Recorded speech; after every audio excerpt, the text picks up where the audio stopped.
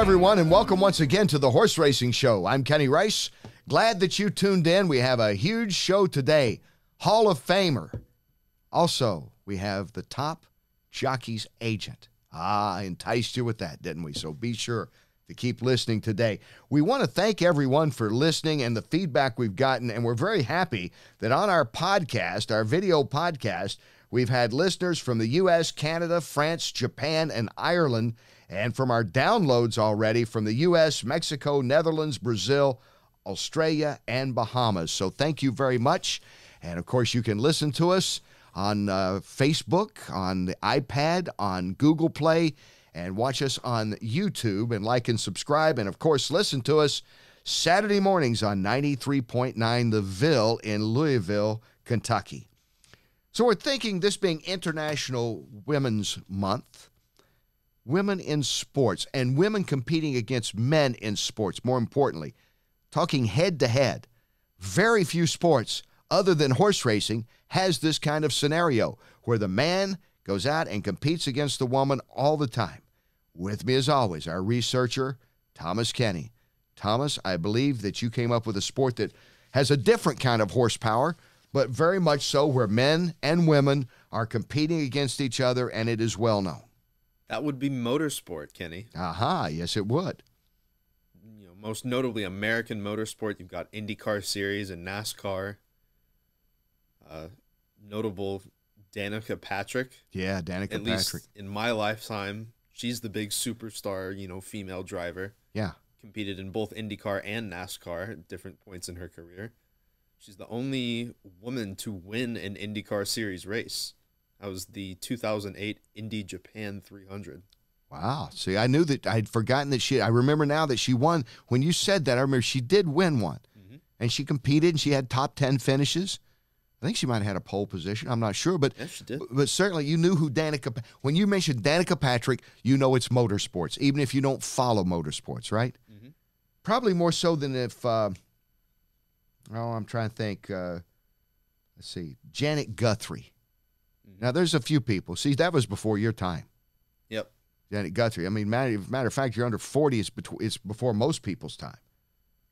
I had to look her up. Yeah. I didn't know who she was at first. Yeah. And there is a jockey that has been called the Danica Patrick of horse racing. If that would be Chantel Sutherland? Yes. Yes. She was on the Jockeys show. Remember that? The reality show. Did you ever see that on Animal Planet? It was a pretty good show overall. It was decent. Yeah, it wasn't bad. Did you like it? Yeah. See, I tried to go for the non-horse racing audience, and I think they did a solid job introducing jockeys. Yeah, I think they did too. But all-time, what female jockey, Thomas, has won more races than any female jockey?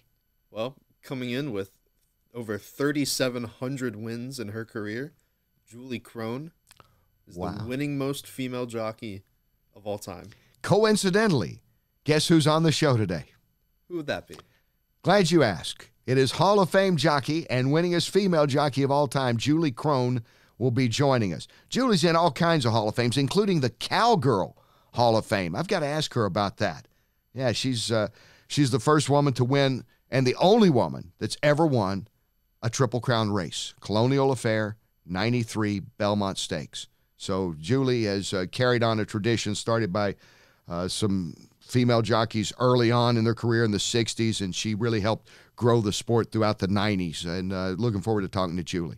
Diane Crump comes to mind, talking about, oh yeah, women who kind of started that trend. That's right. First woman to ride in the Derby, Kentucky Derby. Yep. Yeah, also the first woman to ride professionally. Ooh, that's right. I didn't know about that. I forgot that she was the first, I guess. Because before her, it was all amateur circuit.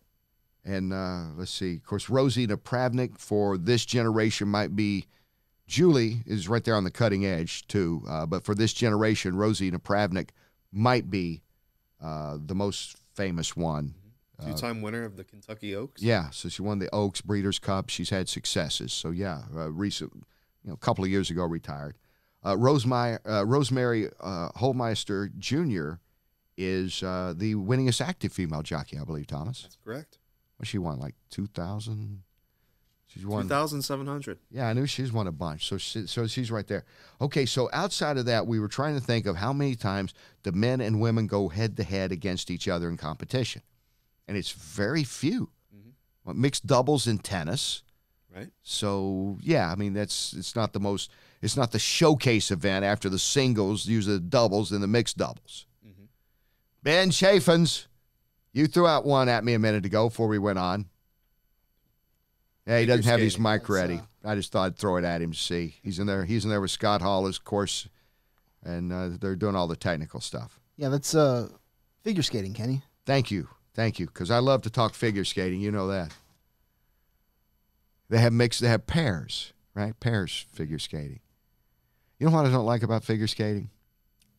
It's so subjective. Yeah, I don't know. It looks like they're doing pretty good. Oh, what? Remember, it used to be the East German judge back in before they knocked the wall down. Always gave everybody the low score. The Soviet judge, now it's still the Russian judge, gives the low score to U.S. most of the time. Sitting at a bar after a horse race, working with some of my colleagues from NBC once upon a time, and they're saying, hey, what's it like covering that cage fighting? Because some people might know that I have called mixed martial arts and boxing and still stay close to that world. And sometimes that sport, both those sports, when it goes to the judges, it gets like figure skating. That's actually what brought it up. I said, you like to see them decide it. I hate it when it goes to the judges because it gets controversial. They go, really, you really like that cage fighting, though? Is it really a good, I said, hey, look, we're in a bar. So let's walk over to the next guy that sits down there and start talking figure skating with him.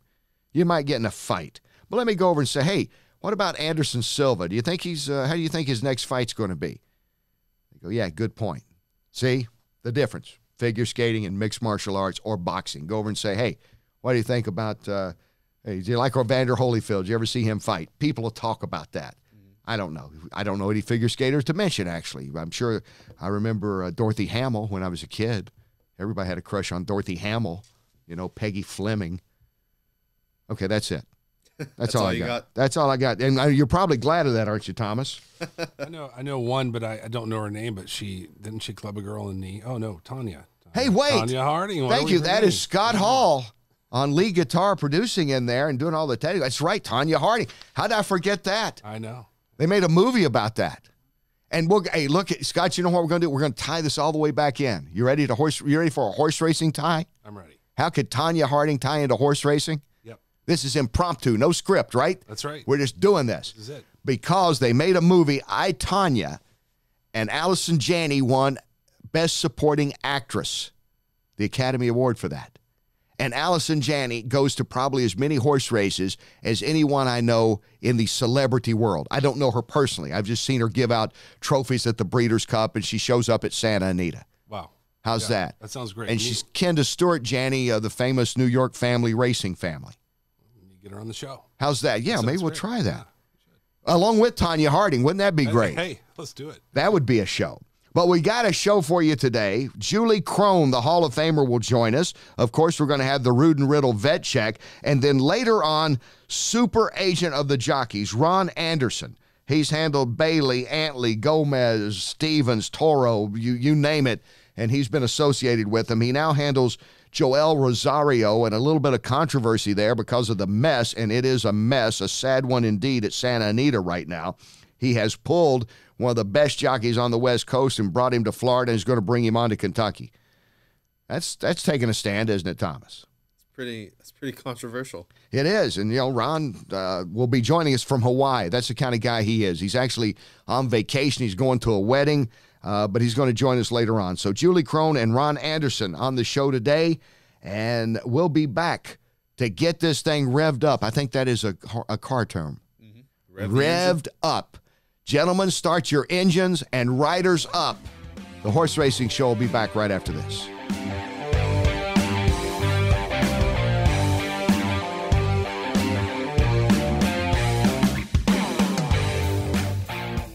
Welcome back to the Horse Racing Show. As we have promised since day one of this video podcast, we're getting the best on here. And we have one of them now. She has been a groundbreaker in her time, has set the stage for many that follows.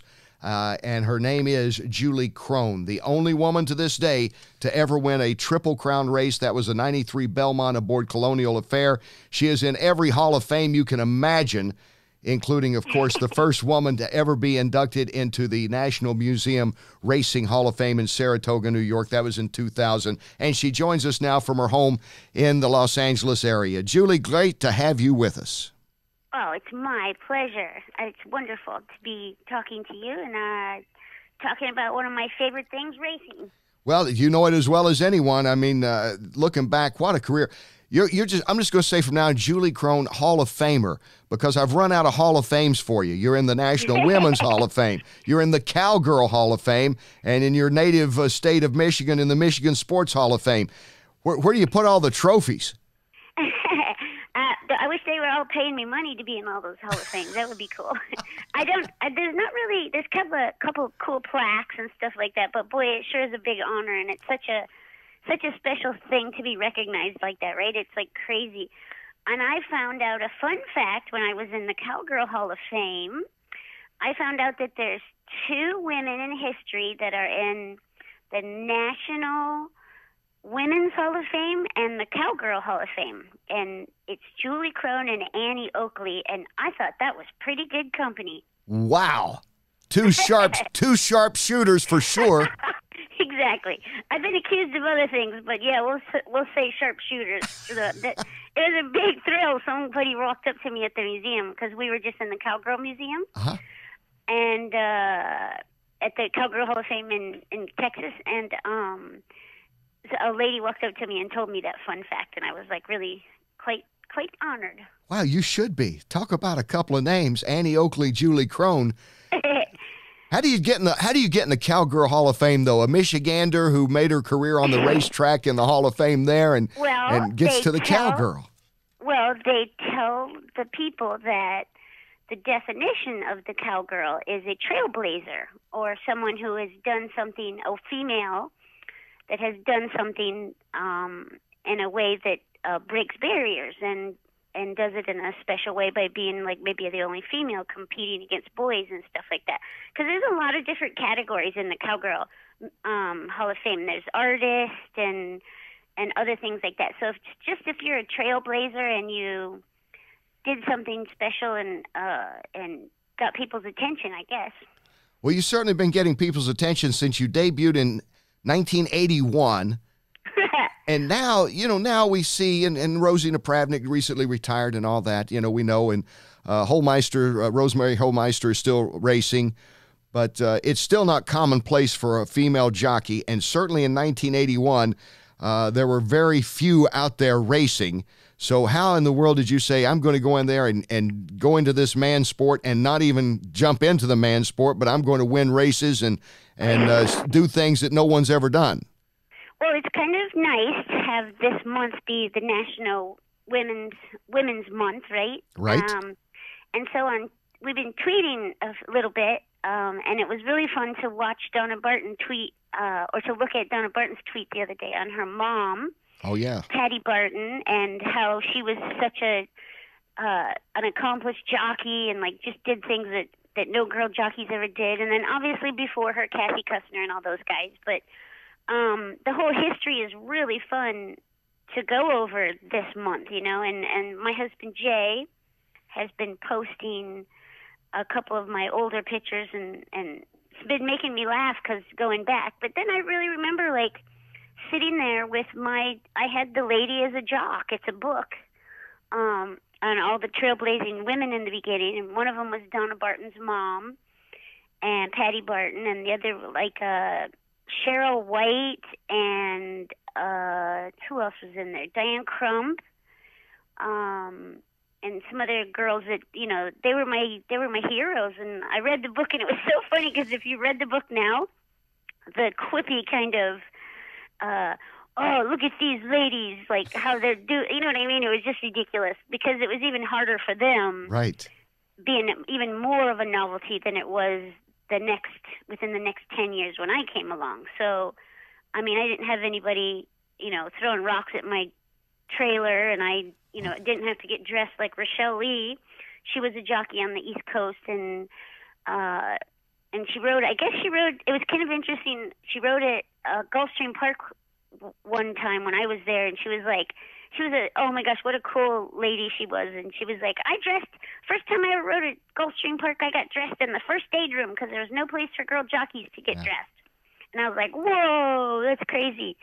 But then, like when I went to Santa Anita, the jockeys room wasn't even set up for a girl to ride back-to-back races. So the girls' quarters at Santa Anita were at the end of the paddock, and it was this little tiny room, and it was so funny, Kenny. It had this shower. It had this little tiny shower, and it had this 5-gallon tank, like when you're in a trailer almost, to take a shower. Yeah. And if Joy Scott took a shower before me, or like her and I both, like if we both rode the last race, it wasn't enough hot water for 2 people. Like you had to wait for the thing to reheat, fill back up and heat. And so that was just, if you look at it, it's it's ridiculous to think.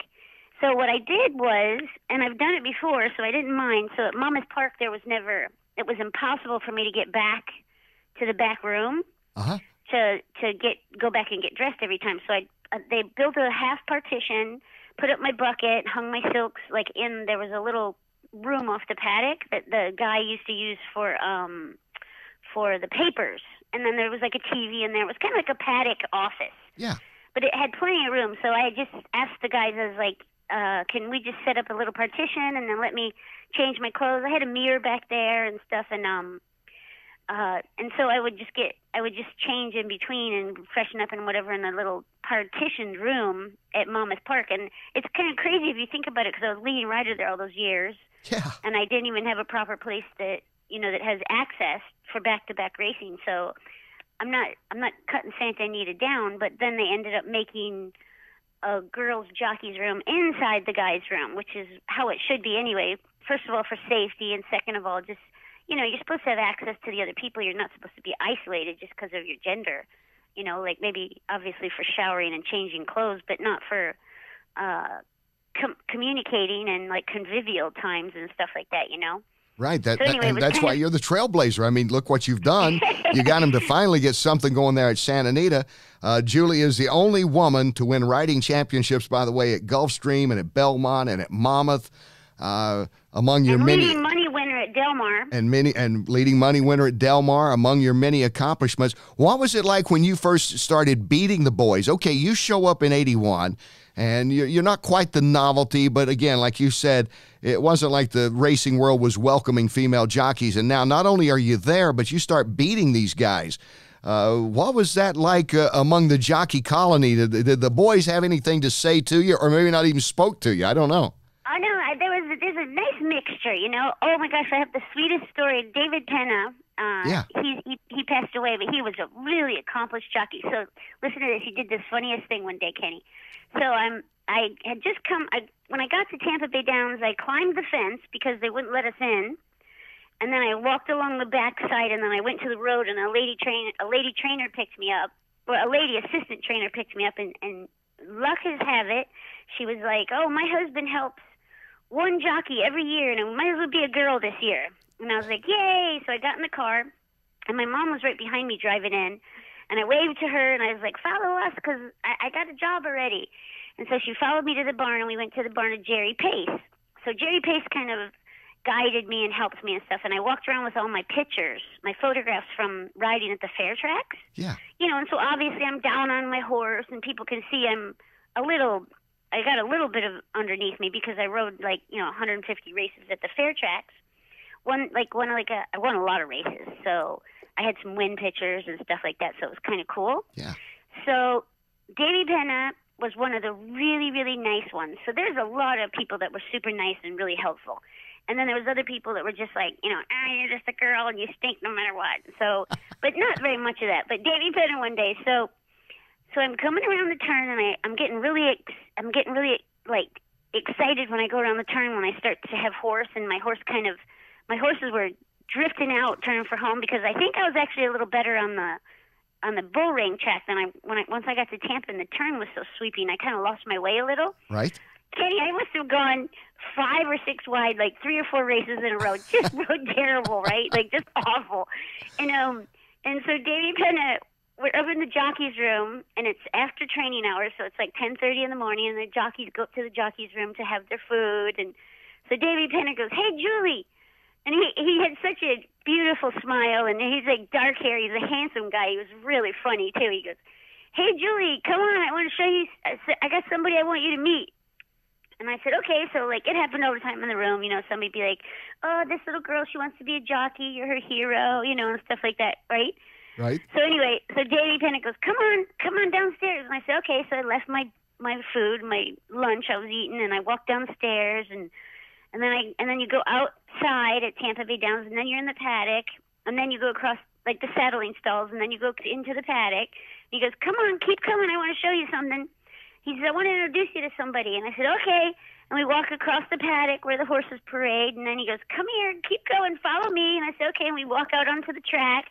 And we walk to the inside rail. And he passed the inside rail. And he goes, this is the inside rail. I'd like you to introduce you to it.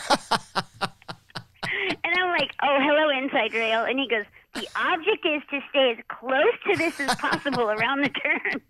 And oh my gosh, isn't that great, Kenny? Oh, that is great, Julie. That's wonderful. And what he did was he had all the jocks in the room.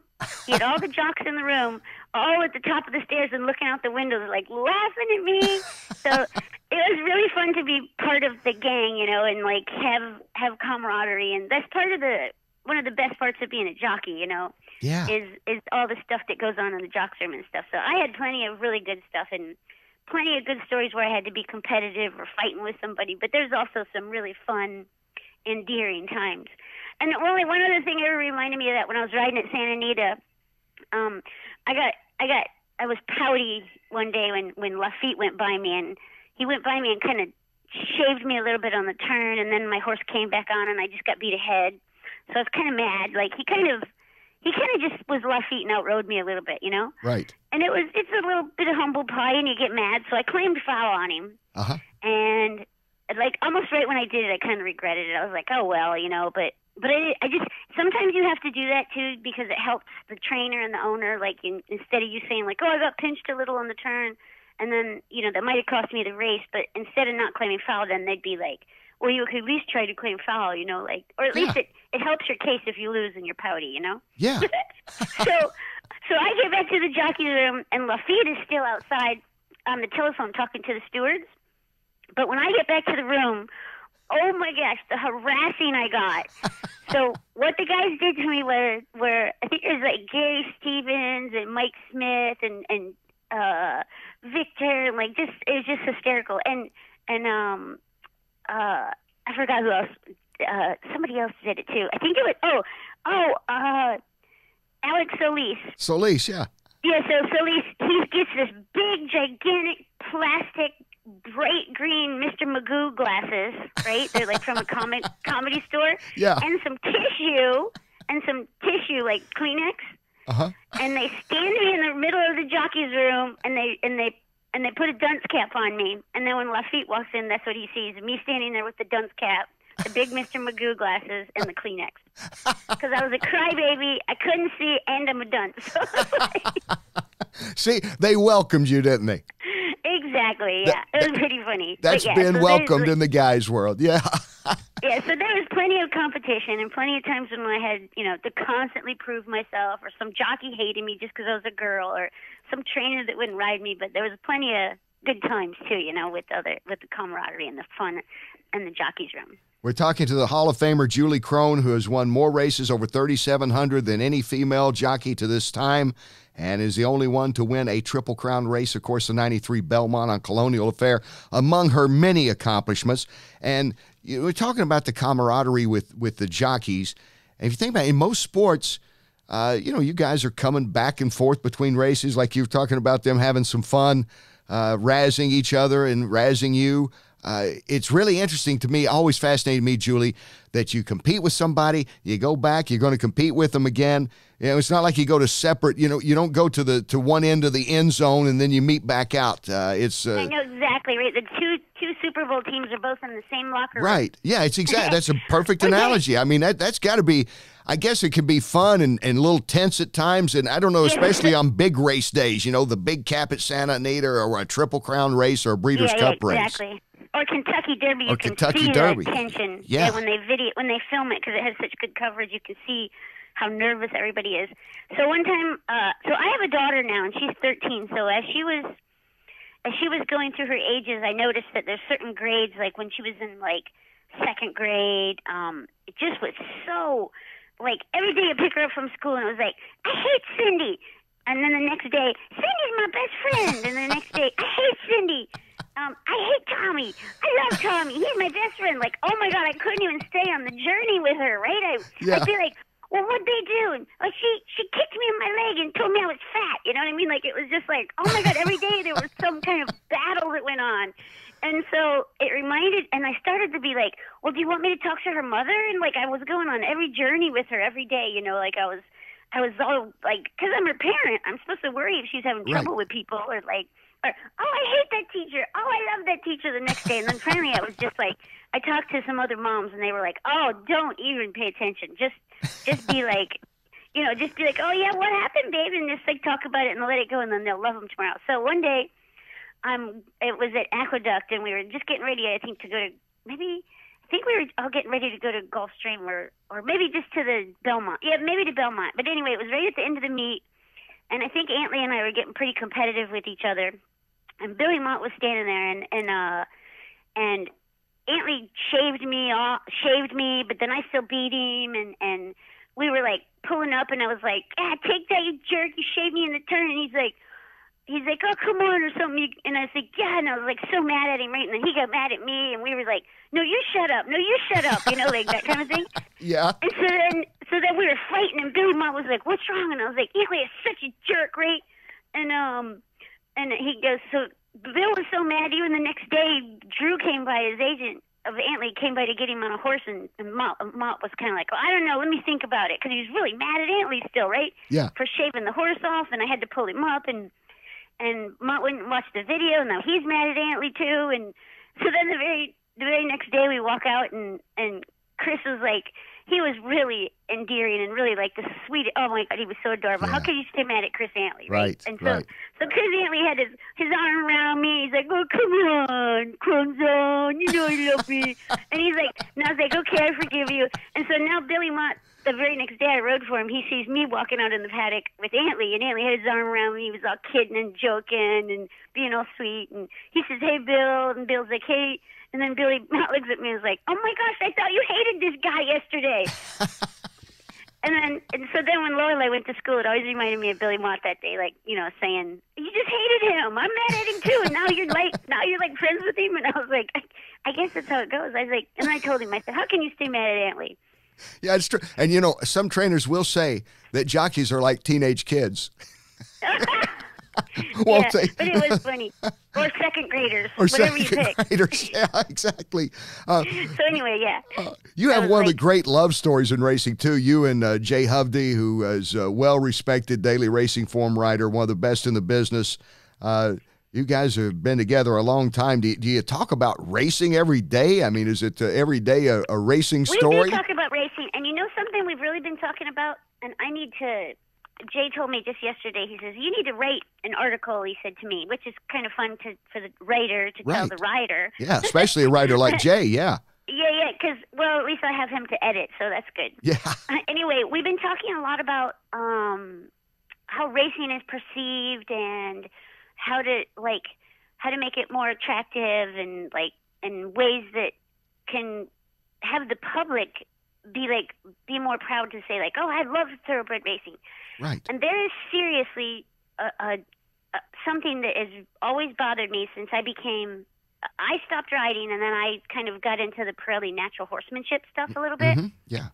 And Pirelli and Monty Roberts and some of the guys, you know, like Bobby Duncan was the starter in New York, and he's worked with Pat and just got a wealth of information and to make the starting gate go smoother, and had all the guys sit in on, you know, basic lessons with Pat and horse psychology, and every one of them is like smooth as butter and just have such a different approach when Pat was working with them and stuff, and we're just like slapping their hands on their foreheads going like, oh my gosh, I see it, you know, like I get it. The horse is so much better if X, Y, and Z is done this way. Yeah. So the no whip thing that I didn't get laughed at, but I was kind of like, oh my God, are you kidding me? In lieu of the things that have gone on at Santa Anita, I actually texted the other day. I was like, hey, you guys, my no whip thing is looking a little better now, isn't it? You know what I mean? Yeah. And so I was also just going through, my daughter homeschools, so we were just going through her history lesson today.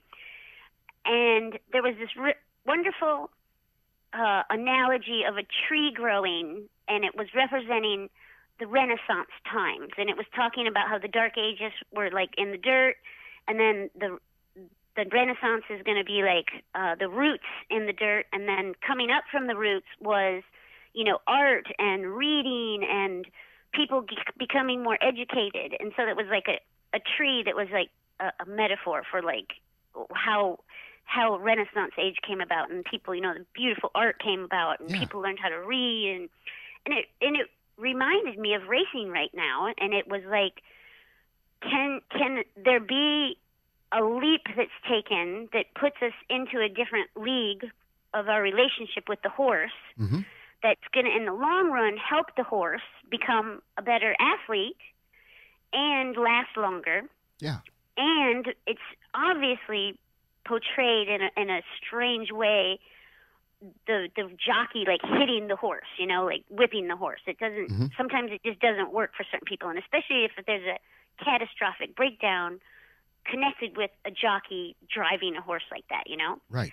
So, in lieu of my journey that I went on with my natural horsemanship, first of all, my brazen denial and like just anger at how stupid it was, you know, and like how like, you know, what the heck? So then I started to think of how the Renaissance thing what my daughter was just going through could be a lot like racing right now. You know, like sometimes the worst things happen, or things happen between people where you get in a fight or something. Right. And then you find out more about the person through the altercation than you would have in the long run, and they end up being one of your best friends because you learn more about them and how they handle things that aren't like that pleasant sometimes. No, you know what? That's a great point, because not trying to jump in here on like with this show. You know, we're trying to do this with this show is bring on people like you who have meant something to the sport, people that are meaning something to the sport now, and hear their stories. I think that racing, another thing that, in my opinion, Julie, and I know it's the backbone of it, you got to have gambling. I know that's what keeps the tracks going. I'm not naive to this. But I think sometimes, especially when they're marketing, the NTRA Breeders' Cup, the marketing always seems to emphasize, let's talk about the gambling first. And my thing is, well, you got to get the people out there, like it was for me years ago, to meet people like Julie Crone and others in the sport and get to know them and find out a little more about them. Then you get interested. You know, I can't imagine if you went to like a Dodgers game out there and the first thing you have to do is start betting who's going to win the game. Maybe you'd like to watch a little bit of it to see what the game's about.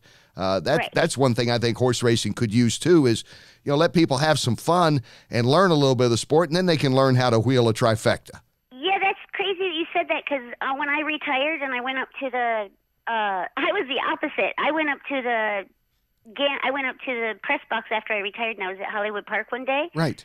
And I stood there and I was like, hey, I want to bet this race, because I kind of was watching them in the post parade, and I did the paddock analysis, right? So I ran upstairs and I watched the horses leave the paddock, and I was like, oh yeah, I want to bet like the 4, 5, 7.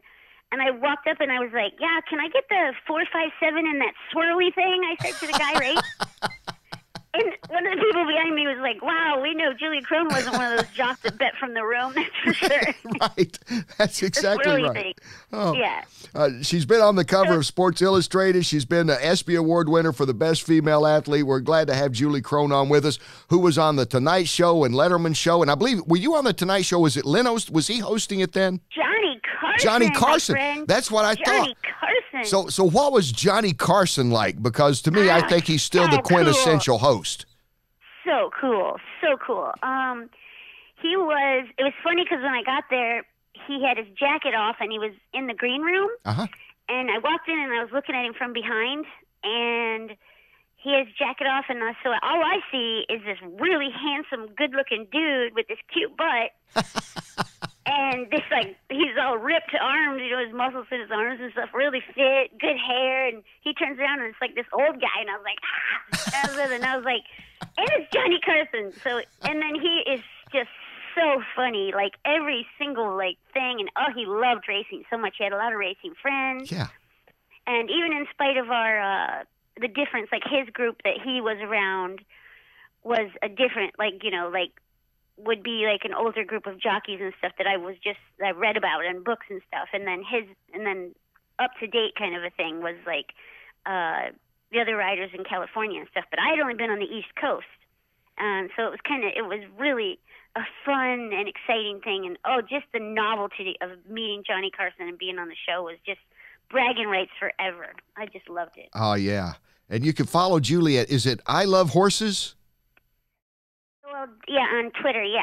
It's EYE, by the way. I Correct. Love Horses. And that's where you can Correct. follow Julie on Twitter. And she's got some great insight as we've been hearing about racing, some great ideas about racing. She's a motivational speaker, an equine consultant, and one of the great people in racing. And I really mean that. I always enjoyed when I got to interview you and just seeing you at the track because you were always happy. I mean, even you would lose a race, and not that you were thrilled about it, but you still were upbeat. And, I always remember that because, as we know, not everyone is happy. Some of these guys, even after they win a race, aren't necessarily happy to talk to you. Yeah, I used to say that to people, man, you just won. Aren't you going to smile and be happy? Yeah. Rawr, rawr, rawr, Yeah, I know. I've talked to them. Exactly. Exactly. Will you come back sometime with us? We'd love to have certainly. you. We'd love to have you back on. And I've never interviewed anyone that we talked about Annie Oakley until now, by the way. So far anyway. And that's from Julie Crone, who is in the Cowgirl Hall of Fame. The only two women, Annie Oakley, Julie Crone, trailblazers. And she carried on a tradition. She opened it up even more in blazing a trail for the female jockeys of today. Julie, it's been a great pleasure having you on, and please come back.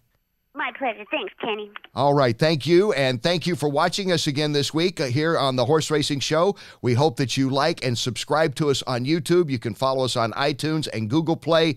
We're at Horse Racing Show on Twitter and the Horse Racing Show in Facebook if you'd like to look at us. We'll be back with more right after this.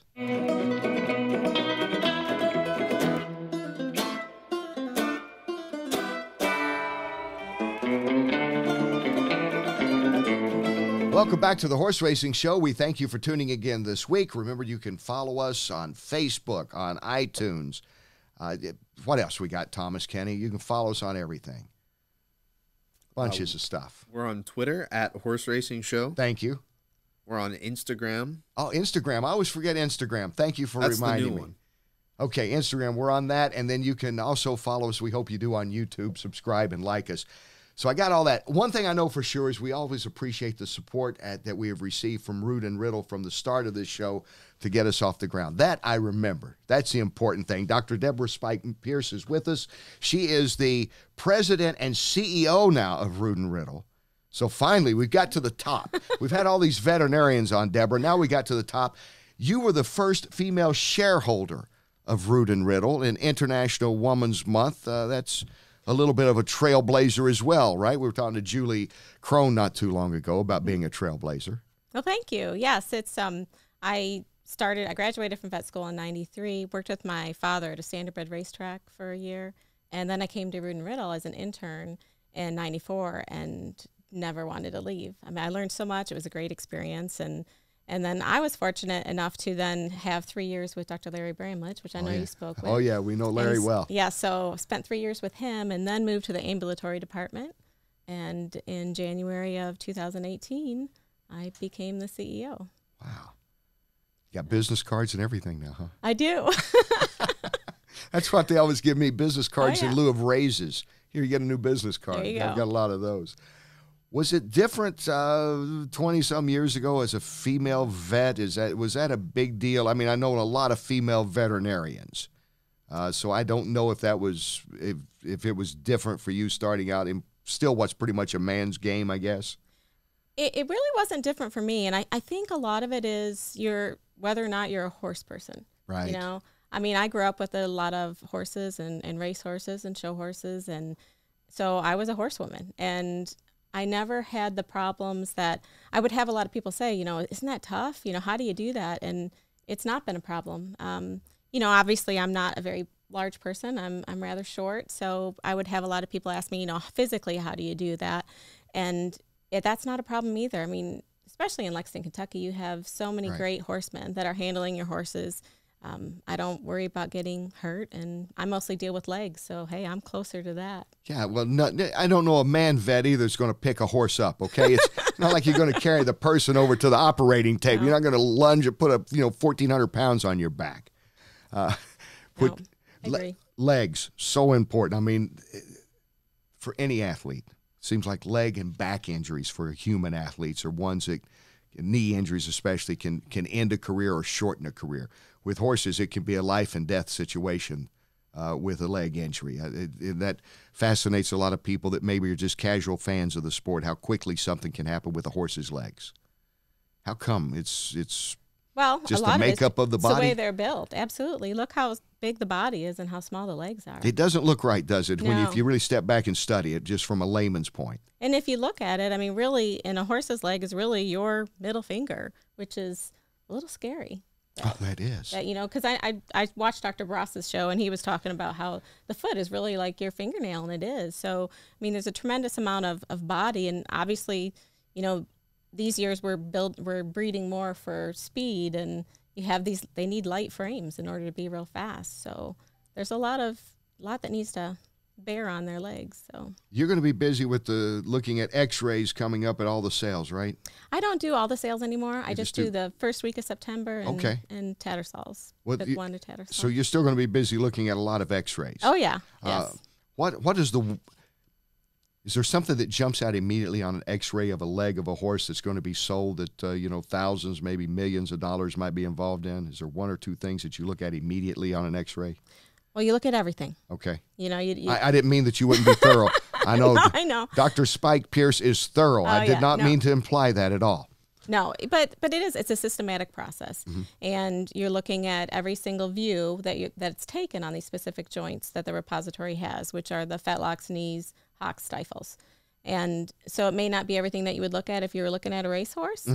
This is more of a screening, and in young horses, because they haven't been training yet, they don't have the same lesions typically that you would see as a racehorse. They have more developmental problems, such as OCDs and maybe chip fractures that happened when they were a foal.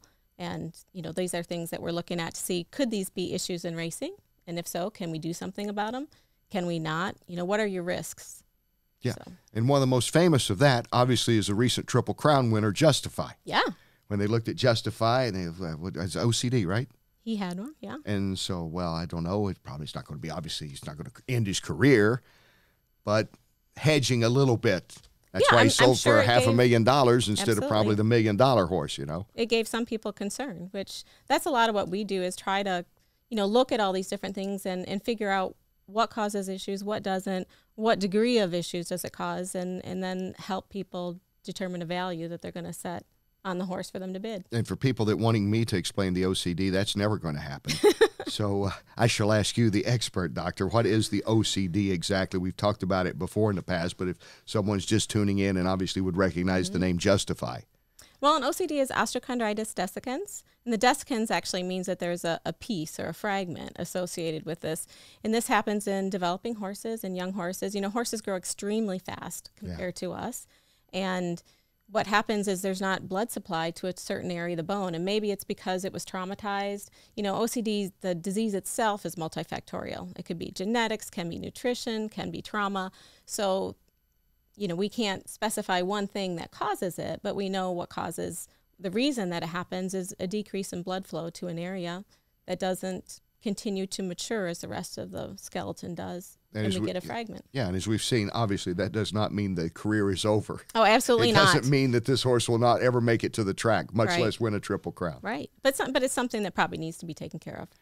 Is there a big difference in looking at a standard bred and a thoroughbred, a young thoroughbred standard bred leg? Is it a big difference at all? There really isn't. They have different lesions. Like the stifle OCDs are not as common in the standardbreds as they would be in the thoroughbreds. Now, hock OCDs are extremely common in standardbreds, and we see a lot more plantar P1s, but you don't see as many dorsal P1 chips that you see in the thoroughbreds. I love it when So- you get technical like that. sorry. You know, there's some guy driving along right now listening to us, you know, or, you know, they're going, of course. Okay. No, just Well, you have a lot of racing people in here, so they would. we do. We they have listen. racing people listen Yeah. to this, yeah. But you see a lot of the same lesions, but maybe just different percentages of them. Basically, I guess it's in human terms, it'd be like, I guess we got a little bone chip somewhere. It's not going to mean we can't get out and walk or go for a jog. Absolutely. Is that Yeah. too simple? No, it's not at all. I'm pretty simple. I got, you know, I did not go to Michigan State. I'm doing the best I can here.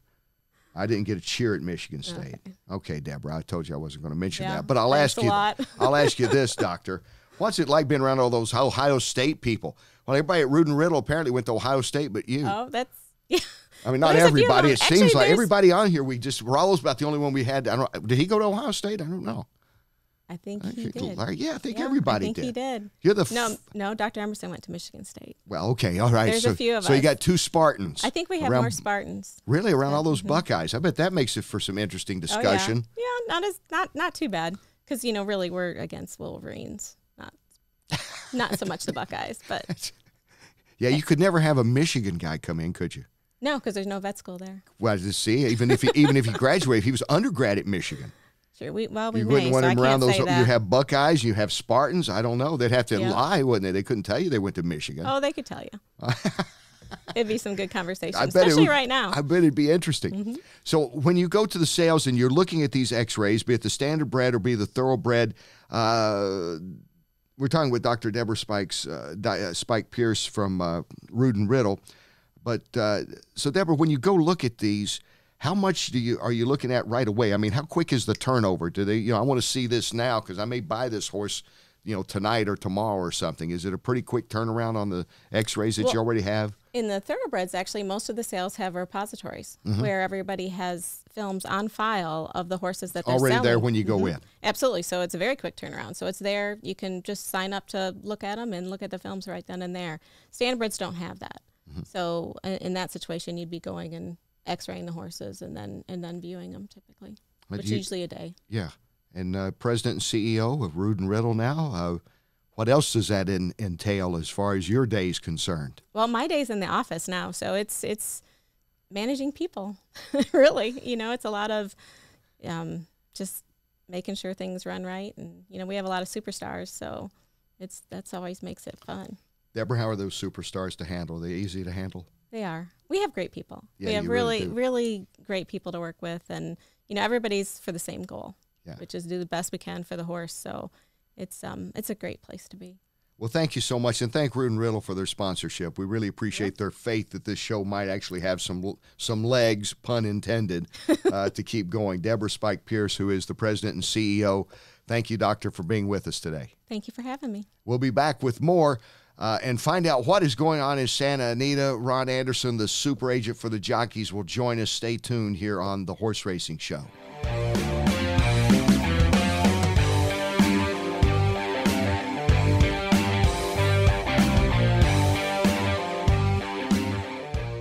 Welcome back to the Horse Racing Show. We're glad that you're with us, and I'm delighted to have this man on as the guest.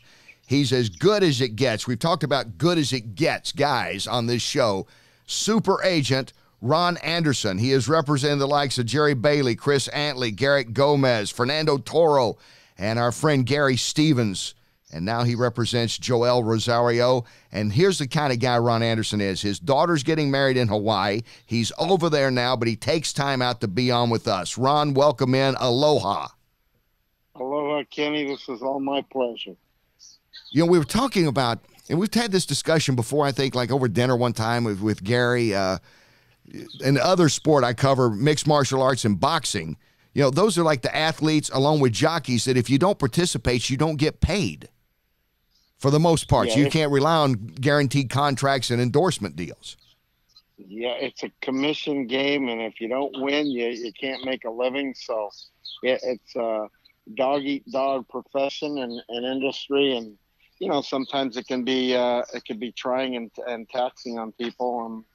Been lucky enough to be with the right guys at the right time, so it's all fun for me. Every morning I get up, as you know, the racetrack is always so intriguing and so wide and fresh all the time that it's all fun.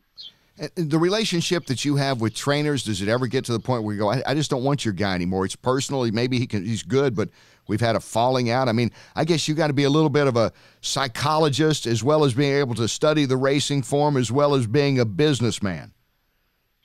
Well, you know what? It's kind of like you're only as good as your last performance. And, you know, you could have a lot of good performances in a row for one guy or one owner and trainer, and all of a sudden something comes up, you miss one event or one ride that they don't care for, and you're kind of put on the back burner for a while. But, you know, the people that I've represented, you know, the Jerry's and the Jerry Bailey, Gary Stevens, Garrett Gomez, these kind of guys, the reason they're at the top of their game is because they don't have many flaws, and they don't, you know, they make less the good riders make less mistakes than the other riders, and that's what makes them good.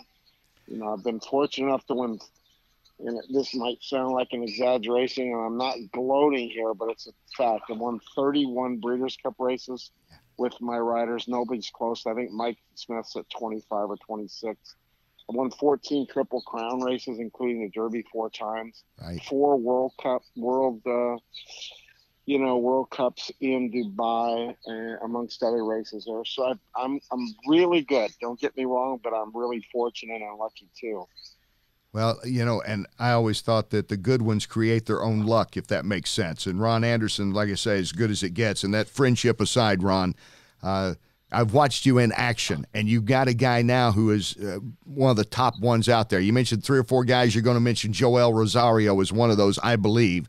And you represent him now.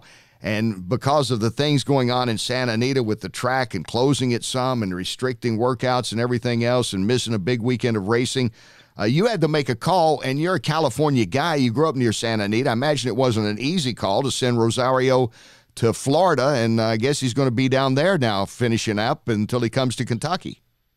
Well, at this point, there's been another change because we had originally been told the 28th we were going to start up in Santa Anita.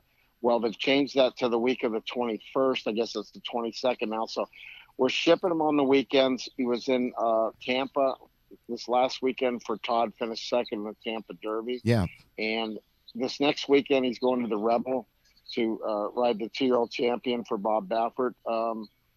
And we're looking forward after that to start at Santa Anita for a few days and then get into Kentucky, pending maybe a spot in Dubai that we might have to go, but that's still up in the air. So he's in demand. You know, there's a lot of people in California that didn't have any options once they shut down there. You know, they were kind of like the government shutdown. They didn't have any options to get paychecks and work. But we're fortunate enough to be, you know, we're in demand in a lot of different areas and a lot of places. It's so Santa Anita mess. And, you know, I hate it not just for Santa Anita, but for horse racing, because Santa Anita, and you grew up not far from Santa Anita, the best I remember. That's home area. Yes, I grew up about 8 miles from Santa Anita, spent a lot of my childhood there with my parents just as a fan. Yeah. And it's like you said, the ripples of all this are not good at all. I hope they get things worked out. We don't need this kind of publicity and this kind of stuff that's gone on. And let's just hope they get the bugs worked out of it and everything goes forward. I think that's been the most frustrating thing, Ron, is I was at a basketball tournament last week, and I had people coming up saying, "What's going on?" I said, "I don't know." You don't know? Well, we know what's going on. We know there's a problem. That's obviously there, but with no solution, that seems to be the most frustrating thing, I think, for trainers, probably jockeys, agents, jockeys, fans, everybody else is, you know, what do you say except we're still looking into it? Well, the situation out in California at this point has to do with the fact that the monkey wrench thrown into the whole equation for the winter was the crazy, crazy amount of rain. And for the novice fan that doesn't understand, when it rains to that extent, what the track superintendent or the guy that maintains the track has to do is he has to keep rolling the track with heavy equipment to pack it down so the water doesn't get all the way into the base. So what happens after you what we call sealing, you seal it once, you seal it twice, you seal it 3-4 times. what happens is the base and the bottom gets harder and harder, and that's when horses go out, and they don't always, sometimes get hurt right away, but they start to weaken areas that maybe the next week or 2 weeks or 3 weeks after that, they end up getting hurt. And it just all happened all of a sudden. I think it was a combination of a lot of things. The rains did not help whatsoever, but there's no excuse for what went on. And hopefully sounds like they brought the right people in to rectify the whole situation. And hopefully when we start back up here, it all goes forward. By the way, that's the best explanation I've heard. That makes sense about sealing the track and having to do it again and again. And I think people out there, they know that have heard about that, where you basically sealing the track. It's almost like, putting the roller on it, pushing it down, making it presentable again. How was that in a quick layman's terms, throwing it out?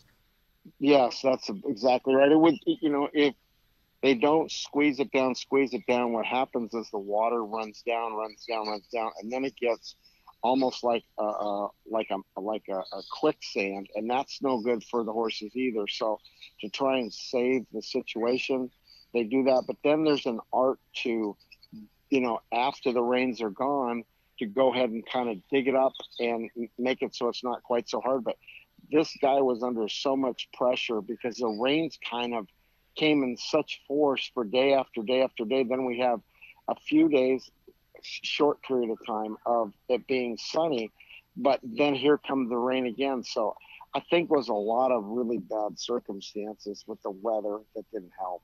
Was there any issue with taking Joel to Florida, to ride for Pletcher this past weekend? And I guess Joel wanted to do something, right? He can't just keep sitting around out there. You can only play so many card games, I guess. Soon as the track closed, I had more than one person that actually called, one from Turfway for a situation. We had an option to possibly go to New York, and then Todd called and all I had to hear from him was that this horse breathes really, really well.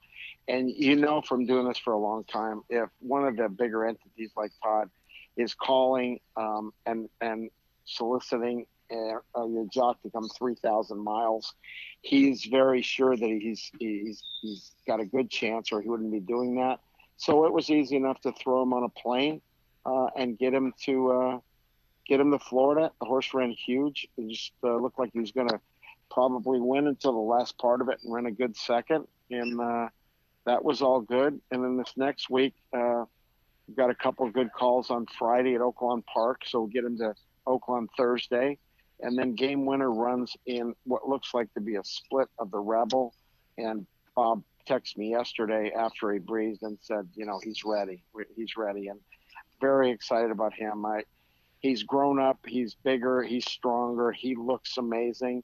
And I'm not going to predict any Triple Crowns because that's a ridiculous statement. But I think going forward, he's still going to be a big force in the 3-year-old picture, including the Derby, the Preakness, and the Belmont.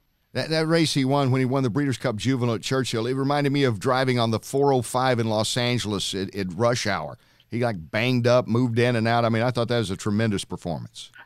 Yes, he had a lot of reasons to stop, or a lot of circumstances to make him stop, and he didn't. We were fortunate enough on the 2 days to win 3 Breeders' Cups with, John Sadler in the Classic, and then, jaywalk for John Service in the other side of the Philly race, 2-year-old. So we had a big couple days, but the Game Winner situation, like you said, super impressive because he got whacked around, a lot of adversity, and he still was able to overcome it. And he's, like I said, sometimes they don't get bigger, they don't get stronger, they don't improve from 2 to 3. The attrition at 2 sometimes catches up with them. This horse looks like he's gone the right direction for sure. So we'll just need to get lucky here and keep our fingers crossed. Well, I don't know of anybody better. He's won more Breeders' Cup races, his jockeys, more Triple Crown races, 4 Kentucky Derbies included in those Triple Crowns. Ron Anderson, I can't thank you enough for your time. And I know you got a big wedding. Your daughter's getting married. You're in Hawaii this week. And thanks for taking time out to help clear up some of the situation at Santa Anita, especially, and to hear an update on Joelle and update on Game Winner. Kenny, thanks for having me. The whole industry appreciates people like you to get the word out there, and I'm glad you're passing a good word along to all your fans. Hey, thanks very much. We'll catch up again when you get back. I was going to say stateside. When I go to Hawaii, which has been not as much as I'd like to lately, I always think when I get back to the States, I feel like I'm just so far away from it all. I know it's the 50th state. Don't write or call in, folks. I know that. Thanks, Kenny. All right, Ron. We'll talk again soon. Thank you so much. Take care. Bye-bye. Ron Anderson, he is indeed a super agent. He's represented the best in the business for many years, representing Joelle Rosario now. And talking about Game Winner, Bob Baffert had to make the decision after the San Felipe was canceled to move out to Arkansas to run out there at Oaklawn in the Rebel. And the whole domino effect, Joelle's having to move around. Hopefully Santa Anita will get back up next weekend. We don't know. It's not been good, but Ron gave the best explanation that I've heard so far, that they've worked on the track so much, the water gathers underneath it when they keep sealing it down, which means pushing it down, making a smoother racing surface, that the water's gathered underneath, because they've had a bunch of it out there, and sadly 21 horses have died. So hopefully that works out. Hopefully all the horses that had to miss the race last week or miss some training can get back on the scene quickly and be ready and at least have a fair shot moving ahead to the Kentucky Derby. All right, we'll be back with some final thoughts. Stay with us. You are listening to, or maybe even watching, that's why I wear a coat, The Horse Racing Show.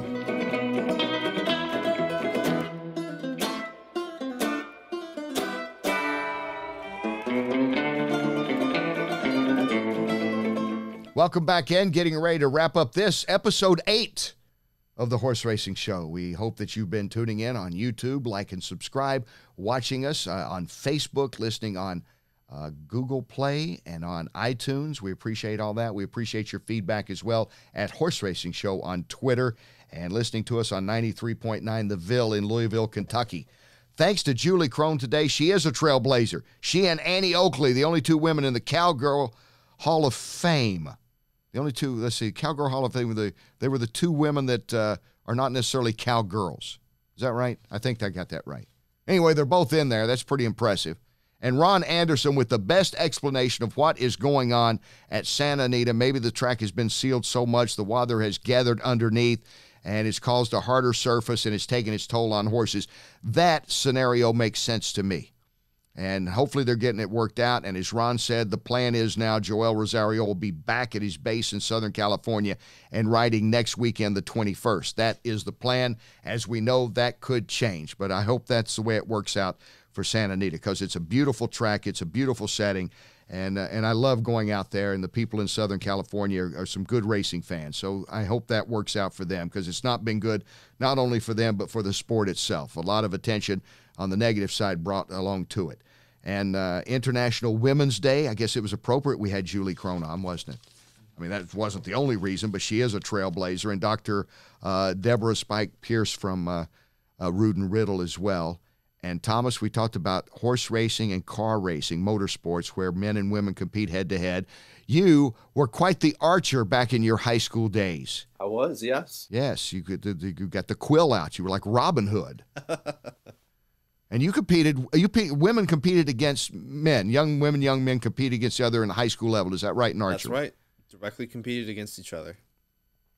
So basically the way it worked was, whenever you went out to a tournament, they would set up the targets along the wall, and you'd have a partner that shot at the same target as you. Now, you weren't competing in the sense that one of you was first and the other was second, but everybody's scores were put against each other's. Mm-hmm. The fact that you were on the same target didn't really have any relevance to what you scored. Okay. And I remember there was a tournament at the Kentucky Basketball Association, which was a great venue for archery. Right. Because they could take out the dividers in between the courts and just line an entire wall with targets. Mm-hmm. And so I was at a tournament there, and I was paired up with a girl who was about 5 foot tall, very timid. And I figured, oh, that's adorable, right? Yeah. She ended up shooting a 295 out of 300 possible points. Oh, that's pretty good. Wow. Pretty good. Wow. About 30 points higher than my personal best. Yeah. And safe to say, she outshot me that day, so hats off to her. Wow. And you're still standing, though, man. I'm still here. That's the main thing. But that is, I wouldn't, seem like golf or tennis. I hit tennis one time with a top 20 ranked tennis player, Susan Sloan, at that time.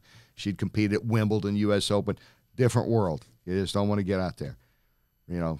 Some Layla Ali, we worked boxing together one time. I said, yeah, I wish I could hit like a girl, like Layla Ali. Yeah, I wish I could punch like that. Yeah. I know that combat sports typically aren't co-ed in the same No. way that, high school archery might be. But, some cases you have to wonder, if the men are scared of getting beat up by Ronda Rousey. Yeah. I think at one time they were, yeah, there's some that you don't want to, when I was dealing with it, you don't want anybody to punch you. Hey, Scott Hall, we're talking archery. I got another, how about that? Gina Davis, Academy Award winning actress Gina Davis. Oh, yeah, that's right. Was a top archer. Yep. She actually almost made the Olympic team one year. I heard that. She got into that. How about that? That's good. Well, Allison Janney and Gina Davis. We're talking best supporting actress winners.